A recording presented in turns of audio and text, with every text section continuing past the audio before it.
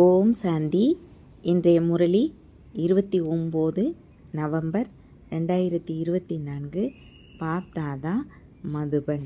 இனிய குழந்தைகளே, உங்களுக்கு சிவபாபாவிடம் மரியாதை இருந்தால் அவரது ஸ்ரீமத்துப்படி நடந்து கொண்டே இருங்கள். ஸ்ரீமத்துப்படி நடப்பதே தந்தைக்கு மரியாதை கொடுப்பது ஆகும். கேள்வி: குழந்தைகள் தந்தையை விட பெரிய மந்திரவாதிகள் எப்படி?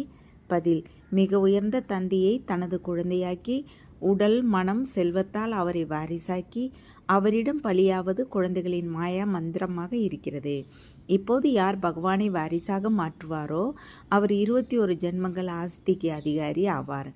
கேள்வி: எந்த குழந்தைகளுக்காக நீதிமன்றம் கூடும்? பதில்: யார் தானம் கொடுத்த பொருளை திரும்ப பெற நினைக்கிறார்களோ, மாயாவிற்கு வசமாகி டிஸ்சர்வீஸ் செய்கிறார்களோ அவர்களுக்காக நீதிமன்றம் கூடும். ஓம் சாந்தி. ஆன்மீக விசித்திர தந்தை அமர்ந்து விசித்திர குழந்தைகளுக்கு புரிய வைக்கிறார்.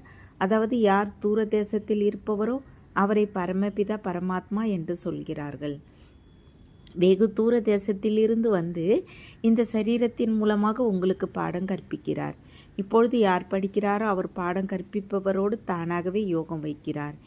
குழந்தைகளே, டீச்சரோடு யோகம் வையுங்கள் அல்லது அவரை நினைவு செய்யுங்கள் என்று சொல்ல வேண்டியது இல்லை.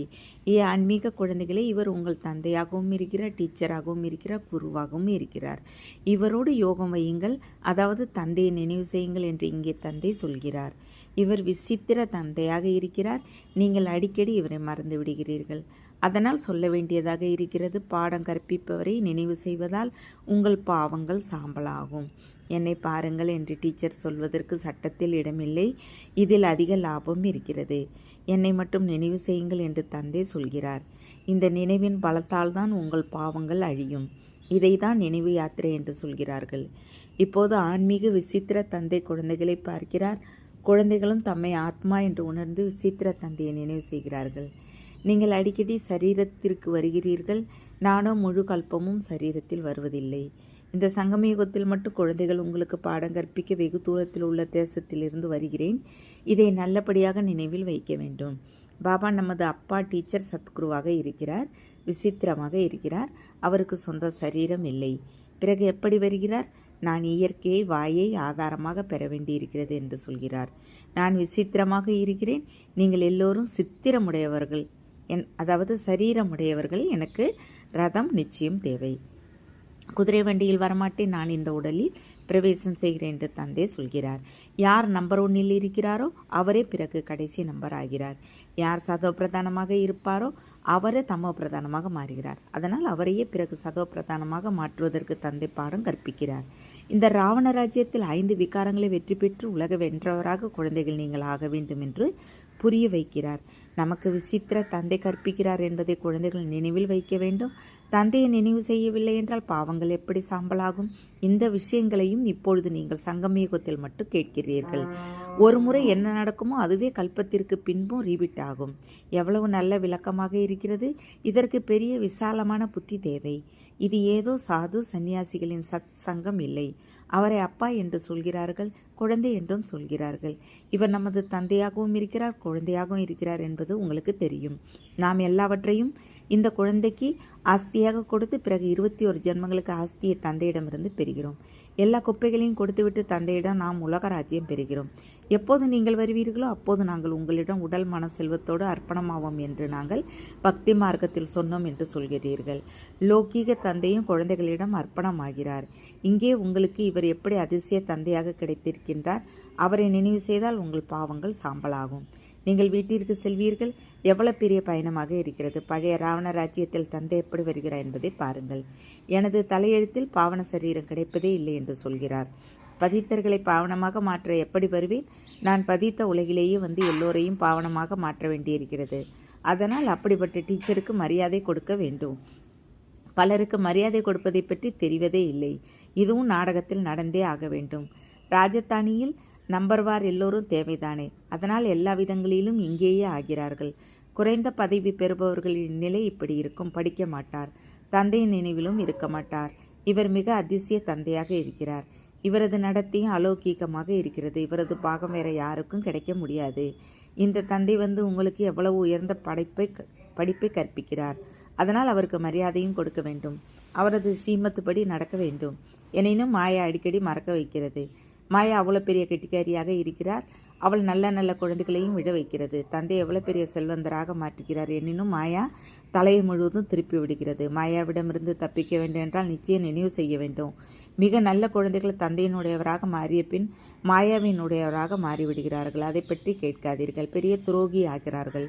மாயா மூக்கை முழுவதுமாக பிடித்து கொள்கிறது. யானையை முதலில் தின்றதாக வாக்கியமும் இருக்கிறது. எனினும் அதன் அர்த்தத்தை யாரும் புரிந்து கொள்வதில்லை.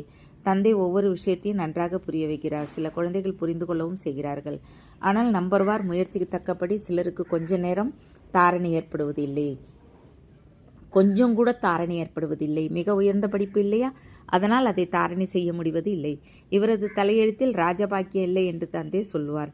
ஒருவர் எருக்கம் பூவாக இருக்கிறார், ஒருவர் நல்ல மனம் வீசும் மலராக இருக்கிறார். இது வெரைட்டி மலர்களின் தோட்டமாக இருக்கிறது. அப்படியும் இருக்க வேண்டியது தானே. ராஜஸ்தானில் உங்களுக்கு வேலைக்காரர்களும் தேவை. இல்லையென்றால் வேலைக்காரர்கள் எப்படி கிடைப்பார்கள்? ராஜ்யம் இங்கேயே படைக்கப்படுகிறது. வேலைக்காரர்கள், சண்டாளர்கள் போன்ற எல்லோரும் கிடைப்பார்கள். இங்கே ராஜஸ்தானில் ஸ்தாபனையாகி கொண்டு இருப்பது அதிசயமாக இருக்கிறது. தந்தை உங்களை அவ்வளோ உயர்ந்தவராக மாற்றுகிறார். அதனால் அப்படிப்பட்ட தந்தையை நினைவு செய்து ஆனந்த கண்ணீர் வடிக்க வேண்டும். நீங்கள் மாலையின் மணிகள் ஆகிறீர்கள். பாபா, நீங்கள் எவ்வளவு விசித்திரமாக இருக்கிறீர்கள் என்று சொல்கிறீர்கள். எப்படி பதித்தர்கள் எங்களை பாவனமாக மாற்றுவதற்கு பாடம் கற்பிக்கிறீர்கள். பக்தி மார்க்கத்தில் சிவனுக்கு பூஜை செய்கிறார்கள். எனினும் இவர் பதித்த பாவனர் என்பதை புரிந்து கொள்வதில்லை. இருந்தும் பதித்த பாவனரே, வாருங்கள், எங்களை அழகிய தேவி தேவர்களாக மாற்றுங்கள் என்று அழைத்து கொண்டே இருக்கிறார்கள். குழந்தைகளின் கட்டளையை தந்தையை ஏற்றுக்கொள்கிறார். வரும்போதே குழந்தைகளை பவித்திரமாக மாறுங்கள் என்று சொல்கிறார். இதற்கு தான் பிரச்சனைகள் ஏற்படுகின்றன. தந்தை அதிசயமானவராக இருக்கிறார். என்னை நினைவு செய்தால் பாவங்கள் அழியும் என்று குழந்தைகளுக்கு சொல்கிறார். தான் ஆத்மாக்களோடு பேசுவதை தந்தை அறிந்திருக்கிறார். எல்லாவற்றையும் ஆத்மாவே செய்கிறது. ஆத்மாவே விக்கர்மத்தை செய்கிறது. ஆத்மாவே சரீரத்தின் மூலமாக அனுபவிக்கிறது. உங்களுக்காக நீதிமன்றம் கூடுகிறது. யார் சேவைக்கு தகுதியான பிறகு துரோகி ஆகிறார்களோ அந்த குழந்தைகளுக்காகவே கூடுகிறது. மாயா எப்படி விழுங்குகிறது என்பதை தந்தையே அறிவார். பாபா, நான் தோற்றுவிட்டேன், முகத்தை கருப்பாக்கி கொண்டேன், இப்பொழுது மன்னித்து விடுங்கள் என்று சொல்கிறார்கள்.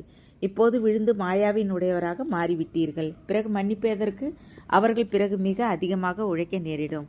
பலர் மாயாவிடம் தோல்வி அடைகிறார்கள். இங்கே தந்தையிடம் தானம் கொடுத்து விட்டு சென்ற பிறகு திரும்பி பெறக்கூடாது என்பது தந்தை சொல்கிறார். இல்லை என்றால் அழிந்து விடுவீர்கள். ஹரிச்சந்திரனின் உதாரணம் இருக்கிறது. தானம் கொடுத்த பிறகு மிகவும் கவனமாக இருக்க வேண்டும். பிறகு பெற்றால் 100 மடங்கு தண்டனை கிடைக்கும். பிறகு மிக சாதாரண பதவி பெறுவீர்கள். இங்கே ராஜஸ்தானி ஸ்தாபனையாகி கொண்டிருப்பதை குழந்தைகள் அறிவீர்கள். மற்றபடி யார் தர்மத்தை ஸ்தாபனை செய்கிறார்களோ அவர்களுக்கு முதலில் ராஜ்யம் நடப்பது இல்லை. எப்போது 50-60 கோடி பேர்கள் ஆகிறார்களோ அப்போது சேனையை உருவாக்குவார்கள். ஆரம்பத்தில் வந்தவுடன் ஒருவர் இருவராகி பிறகு விருத்தி அடைவார்கள். கிறிஸ்துவும் ஏதோ ஒரு வேடத்தில் வருவார் என்பது உங்களுக்கு தெரியும். முதலில் நம்பரில் இருந்தவர் பிறகு பெக்கர் உருவில் கடைசி நம்பரில் நிச்சயம் இருப்பார். கிறிஸ்து உண்மையில் இந்த நேரத்தில் பெக்கர் உருவில் இருப்பார் என்று கிறிஸ்துவர்கள் நிச்சயம் சொல்வார்கள். மறுபிறவி எடுத்தே ஆக வேண்டும் என்பதை புரிந்திருக்கிறார்கள். ஒவ்வொருவரும் நிச்சயம் தமோ பிரதானமாக மாறியே தீர வேண்டும். இந்த நேரம் முழு உலகமும் தமோ பிரதானமாக உளுத்த நிலையில் இருக்கிறது. இந்த பழைய உலகத்திற்கு அழிவு நிச்சயம் ஏற்பட வேண்டும். கிறிஸ்துவிற்கு 3000 வருடங்களுக்கு முன்னர் சொர்க்கம் இருந்தது என்று கிறிஸ்துவர்களும் சொல்லுவார்கள். இப்பொழுது நிச்சயம் மீண்டும் வரும். எனினும் இந்த விஷயங்களை புரிய வைப்பவர் யார்? இப்போது குழந்தைகளுக்கு அந்த நிலை எங்கே இருக்கிறது என்று தந்தை கேட்கிறார். எங்களால் யோகத்தில் இருக்க முடியவில்லை என்று அடிக்கடி எழுதுகிறார்கள். குழந்தைகளின் நடவடிக்கையிலிருந்து புரிந்து கொள்ளப்படுகிறது. பாபாவுக்கு செய்தி கொடுப்பதற்கும் பயப்படுகிறார்கள். தந்தை குழந்தைகளுக்கு எவ்வளவு அன்பு காட்டுகிறார். அன்போடு நமஸ்தே சொல்கிறார். குழந்தைகளிடம் அகங்காரம் இருக்கிறது. நல்ல நல்ல குழந்தைகளை மாயா மறக்க வைப்பதை தந்தையால் புரிந்து கொள்ள முடியும். நான் ஞானம் நிறைந்தவர் என்று சொல்கிறார். எல்லாம் அறிந்தவர் என்றால் நான் அனைவரின் மனதையும் அறிந்தவர் என்பது கிடையாது. நான் பாடம் கற்பிக்கவே வந்திருக்கிறேன், மனதை படிப்பதற்கு அல்ல. நான் யாருடைய மனதையும் படிப்பதும் இல்லை. இந்த சாக்காரும் படிப்பது இல்லை. இவரோ எல்லாவற்றையும் மறக்க வேண்டும். பிறகு எதை படிப்பது? படிப்பதற்கு நீங்கள் இங்கே வருகிறீர்கள். பக்தி மார்க்கமே வேறு. இப்படி விழுவதற்கான உபாயமும் தேவை. இந்த விஷயங்களால் நீங்கள் விழுகிறீர்கள். இப்படியாக இந்த நாடகத்தின் விளையாட்டு உருவாக்கப்பட்டுள்ளது. பக்தி மார்க்க சாஸ்திரங்களை படித்து படித்து நீங்கள் கீழே இறங்கி தமோ பிரதானமாக மாறுகிறீர்கள். இப்பொழுது நீங்கள் இந்த சீச்சி உலகில் முற்றிலும் இருக்கவே கூடாது. கலியுகத்திலிருந்து பிறகு சத்தியுகத்திற்கு வர வேண்டும். இப்பொழுது இது சங்கம யுகம். இந்த எல்லா விஷயங்களையும் தாரணி செய்ய வேண்டும். தந்தையே புரிய வைக்கிறார். மற்றபடி முழு உலகின் புத்தியிலும் கோத்ரேஜ் பூட்டு போடப்பட்டுள்ளது. இவர்கள் தெய்வீக குணங்களை உடையவர்களாக இருந்தார்கள். இவர்களே பிறகு அசுர குணங்களை உடையவர்களாக மாறியிருக்கிறார்கள். இப்போது பக்தி மார்க்க விஷயங்கள் எல்லாவற்றையும் மறந்துவிடுங்கள் என்று தந்தை புரிய வைக்கிறார். இப்பொழுது நான் எதை சொல்கிறேனோ அதை கேளுங்கள். கெட்டதை கேட்காதீர்கள். இப்பொழுது நான் ஒருவர் சொல்வதை மட்டும் கேளுங்கள். இப்போது நான் உங்களை அக்கறைக்கு அழைத்து செல்ல வந்திருக்கிறேன். நீங்கள் ஈஸ்வரிய சம்பிரதாயத்தை சேர்ந்தவர்கள். பிரஜாபிதா பிரம்மாவின் கமலவாய் மூலமாக பிறந்து இருக்கிறீர்கள். நீங்கள் எல்லோரும் தத்தெடுக்கப்பட்ட குழந்தைகள். அவரை ஆதி தேவன் என்று சொல்கிறார்கள். மகாவீரர் என்றும் சொல்கிறார்கள். குழந்தைகள், நீங்கள் மகாவீரர்கள். நீங்கள் யோக பலத்தால் மாயாவை வெற்றி பெறுகிறீர்கள். தந்தையை ஞானக்கடல் என்று சொல்கிறீர்கள். ஞானக்கடல் தந்தை உங்களுக்கு அழியாத ஞான ரத்தினங்களின் தட்டுகளை நிரப்பி கொடுக்கிறார். உங்களை அளவற்ற செல்வந்தர்களாக மாற்றுகிறார். யார் ஞானத்தை தாரணை செய்வாரோ அவர் உயர்ந்த பதவி பெறுவார். யார் தாரணை செய்வதில்லையோ அவர் நிச்சயம் குறைந்த பதவி பெறுவார். தந்தையிடமிருந்து நீங்கள் குபேரனின் பொக்கிஷத்தை பெறுகிறீர்கள். அலாவுதீன் அற்புத விளக்கை பற்றி ஒரு கதை இருக்கிறது. அங்கே நமக்கு கிடைக்காத எந்த பொருளும் இருப்பதில்லை என்பது உங்களுக்கு தெரியும். 21 ஜென்மங்களுக்கான ஆஸ்தியை தந்தை கொடுத்து விடுகிறார். எல்லையற்ற தந்தை எல்லையற்ற ஆஸ்தியை கொடுக்கிறார். சாதாரண ஆஸ்தி கிடைக்கும்பொழுது பரமாத்மா இரக்கம் காட்டு, கருணை காற்று என்று சொல்லி எல்லையற்ற தந்தையை நினைவு செய்கிறார்கள். அவர் எதை கொடுப்பவர் என்று யாருக்கும் தெரிவதில்லை. தந்தை நம்மை உலகின் எஜமானர்களாக மாற்றுகிறார் என்பது இப்பொழுது நீங்கள் புரிந்திருக்கிறீர்கள். பிரம்மா மூலமாக ஸ்தாபனை என்பது சித்திரத்திலும் இருக்கிறது. பிரம்மா சாதாரணமாக முன்னே அமர்ந்திருக்கிறார். ஸ்தாபனை செய்ய வேண்டும் என்றால் நிச்சயம் அவரையே நிமித்தமாக்குவார். தந்தை எவ்வளவு நன்றாக புரிய வைக்கிறார். உங்களால் முழுமையாக புரிந்து கொள்ள முடியவில்லை. பக்தி மார்க்கத்தில் சங்கரருக்கு முன்னால் சென்று மடியை நிரப்புங்கள் என்று சொல்கிறார்கள். நான் வறுமையில் இருக்கிறேன் என்று மடியை நிரப்புங்கள், என்னை இப்படி ஆக்குங்கள் என்று ஆத்மா சொல்கிறது. இப்பொழுது நீங்கள் மடியை நிரப்ப வந்திருக்கிறீர்கள். நாங்கள் நரனிலிருந்து நாராயணனாக மாற விரும்புகிறோம் என்று சொல்கிறார்கள். நரனிலிருந்து நாராயணனாக மாறவே இந்த படிப்பு இருக்கிறது. பழைய உலகத்திற்கு வருவது யாருடைய உள்ளத்திற்கு பிடிக்கும்? எனினும் எல்லோரும் புதிய உலகத்திற்கு வரமாட்டார்கள். ஒருவர் 25% பழையதில் வருவர். அதில் கொஞ்சம் குறை இருக்கவே செய்யும். கொஞ்சமாவது ஒருவருக்கு செய்தி கொடுத்து கொண்டே இருந்தால் நீங்கள் சொர்க்கத்தின் எஜமானர்களாக நிச்சயம் ஆவீர்கள். இப்பொழுது எல்லோரும் நரகத்தின் எஜமானர்களாக இருக்கிறார்கள். ராஜா, ராணி, பிரஜைகள் எல்லோரும் நரகத்தின் எஜமானர்களாக இருக்கிறார்கள். அங்கே இரட்டை கிரீடத்தோடு இருந்தார்கள். இப்பொழுது அவர்கள் இல்லை. இந்த காலத்தில் யாரும் தர்மம் போன்றவற்றை ஏற்றுக்கொள்வதே இல்லை. தேவி தேவதா தர்மமே அழிந்துவிட்டது. ரிலீசன் இஸ் மைட் என்று பாடப்படுகிறது. தர்மத்தை ஏற்றுக்கொள்ளாத காரணத்தால் சக்தி இருக்கவில்லை. இனிமையிலும் இனிமையான குழந்தைகளே, நீங்களே பூஜைக்கு உரியவர்களிலிருந்து பூஜாரி ஆகிறீர்கள் என்று தந்தை புரிய வைக்கிறார். 84 பிறவிகளை எடுக்கிறீர்கள். ஹம்சோ பிராமணர் சோ தேவதா பிறகு அம்சோ சத்திரியர் என புத்தியில் இந்த முழு சக்கரமும் வருகிறது. இந்த 84 பிறவிகளின் சக்கரத்தை நாம் சுற்றி வந்து கொண்டே இருக்கிறோம். இப்போது வீட்டிற்கு திரும்பி போக வேண்டும். பதித்தர்கள் யாரும் போக முடியாது. ஆத்மாவே பதித்தமாக அல்லது பாவனமாக ஆகிறது. தங்கத்தில் மற்ற உலோகங்களை சேர்க்கிறார்கள், நகையில் சேர்ப்பதில்லை. இது ஞான அக்னி. அதனால் மற்ற உலோகங்கள் நீங்கி நீங்கள் சொக்க தங்கமாக மாறுவீர்கள். பிறகு நகையும் உங்களுக்கு நல்லதாக கிடைக்கும். இப்போது ஆத்மா பதித்தமாக இருக்கிறது. அதனால் பாவனமானவர்களுக்கு முன்னால் தலை வணங்குகிறது. ஆத்மாவே எல்லாவற்றையும் செய்கிறது. குழந்தைகளே, என்னை மட்டும் நினைவு செய்தால் படகு கரை சேரும் என்று இப்பொழுது தந்தை புரிய வைக்கிறார். பவித்திரமாக மாறி பவித்திர உலகத்திற்கு சென்று விடுவீர்கள். இப்பொழுது யார் வேண்டுமானாலும் எவ்வளவு வேண்டுமானாலும் முயற்சி செய்யலாம். அவர் சாதாரண தந்தை, இவர் எல்லையற்ற தந்தை என்ற அறிமுகத்தை எல்லோருக்கும் கொடுத்து கொண்டிருங்கள். சொர்க்கத்தின் ஆஸ்தி கொடுப்பதற்கு சங்கம யுகத்தில் தான் தந்தை வருகிறார். அதனால் தந்தையை நினைவு செய்ய வேண்டும். ஆசிரியரை மாணவர்கள் எப்போதாவது மறக்கிறார்களா என? எனினும் மாயா இங்கே மறக்க வைத்துக் கொண்டு இருக்கிறது. அதிக எச்சரிக்கையோடு இருக்க வேண்டும். யுத்த மைதானம் இல்லையா? இப்போது விக்காரத்திற்கு போகாதீர்கள், அழுக்காகாதீர்கள் என்று தந்தை சொல்கிறார். இப்போது சொர்க்கத்திற்கு போக வேண்டும். பவித்திரமாக மாறி பவித்திர உலகின் எஜமானர்கள் ஆவீர்கள். உங்களுக்கு உலகின் அரச பாக்கியம் கொடுக்கிறேன். இந்த ஒரு பிறவி மட்டும் பவித்திரமாக மாறுங்கள். இப்பொழுது பவித்திரமாக மாறவில்லை என்றால் கீழே விழுந்து விடுவீர்கள். அதற்காக உந்துதல்கள் அதிகமாக இருக்கின்றன. காமத்தை வெற்றி பெறுவதால் நீங்கள் உலகின் எஜமானர்கள் ஆவீர்கள்.